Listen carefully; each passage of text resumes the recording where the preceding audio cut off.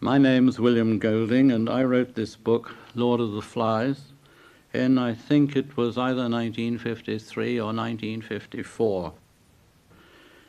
There have been a great many things said about how it came to be written, and I don't know whether any of them are true or not.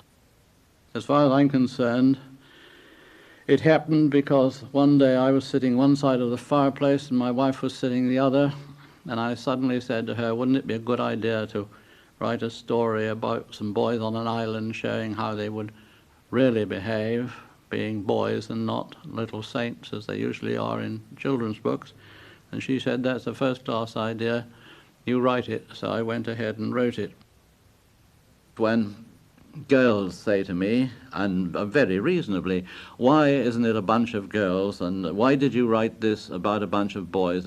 Well, my reply is, I was once a little boy, I have been a brother, I have been a father, I am going to be a grandfather, I have never been a sister, or a mother, or a grandmother. So this is why I wrote it really about little boys. That's one answer. Another answer is, of course, to say that if you, as it were, scale down human beings, scale down society, if you land with a group of little boys, they are more like scaled-down society than a group of little girls would be. Don't ask me why, and this is a terrible thing to say because I'm going to be chased from hell to breakfast by all the women who talk about equality. This is nothing to do with equality at all.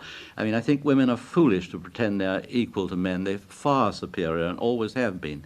But one thing you cannot do with them is take a bunch of them and boil them down, so to speak, into a set of little girls who would then become a kind of image of civilization, of society. That's another reason why they were little boys. The other thing is, why aren't they little boys and little girls? Well, if they'd been little boys and little girls, we being who we are, sex would have raised its lovely head.